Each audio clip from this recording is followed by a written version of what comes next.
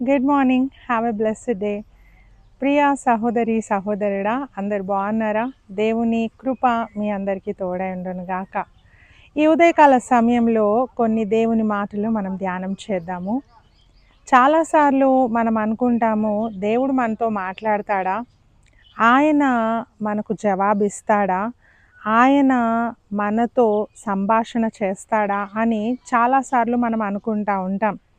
అయితే ఆయన జీవము గల దేవుడు కాబట్టి, ఆయన సజీవుడైన దేవుడు కాబట్టి, యుగ యుగములకు ఉన్నవాడు అనువాడై ఉన్నాడు కాబట్టి ఆయన మాట్లాడతాడండి. హల్లెలూయా. అయితే మనము ఏ విధంగా ఎలా జీవిస్తే దేవుడు మనతో మాట్లాడతాడు? దావీదు తన కుమారుడైన సొలొమోనుతో ఒక మాట చెప్తా ఉన్నాడు. నువ్వు హృదయపూర్వకంగా దేవుని వెదికితే ఆయనను నువ్వు కనుగొంటావు అని చెప్తా ఉన్నాడు.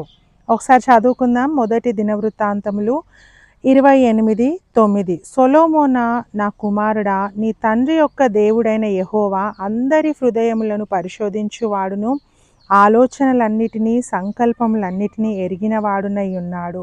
నీవు ఆయనను తెలుసుకొని హృదయపూర్వకముగాను మనఃపూర్వకముగాను ఆయనను సేవించుము. ఆయనను వెదకిన ఎడల ఆయన నీకు ప్రత్యక్షమగును. హల్లెలూయా. ఇక్కడ దావీదు చెప్తా ఉన్నాడు, ఆయనను వెదికితే ఆయనను నువ్వు కనుగొంటావు, ఆయన నీకు ప్రత్యక్షం అవుతాడు అని. ఈరోజు దేవుడు, మనల్ని సృజించిన దేవుడు, మన కోసం ప్రాణం పెట్టిన దేవుడు, సజీవుడై తిరిగి లేచిన దేవుడు, ఆయన నీతో మాట్లాడాలంటే, నీకు ప్రత్యక్షం కావాలంటే, నీవు దేవునితో ఆయనతో సంభాషణ చేయాలంటే, ఆయనతో సహవాసం చేయాలంటే నువ్వు చేయవలసింది ఏంటంటే ఆయనను వెతకాలి. హల్లెలూయా.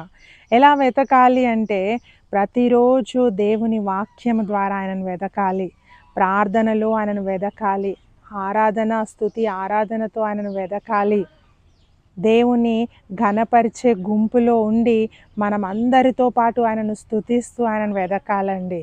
అప్పుడు నువ్వు ఆయనను కనుగొంటావు, ఆయన నీకు ప్రత్యక్షం అవుతాడు. నిజంగానే సొలొమోను వెదకాడు.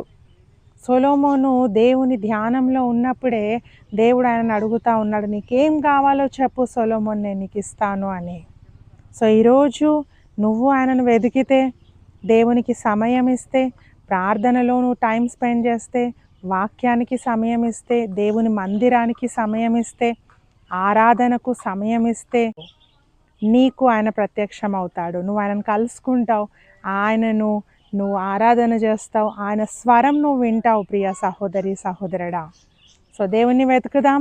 లోకంలో వ్యర్థమైన వాటిని వెతకకుండా, ఇలా ఉండి అలా కనుమరుగైపోయే వాటిని వెతకకుండా జీవం గల దేవుని వెదుగుదాం, పరలోకాన్ని స్వతంత్రించుకుందాం. God bless you.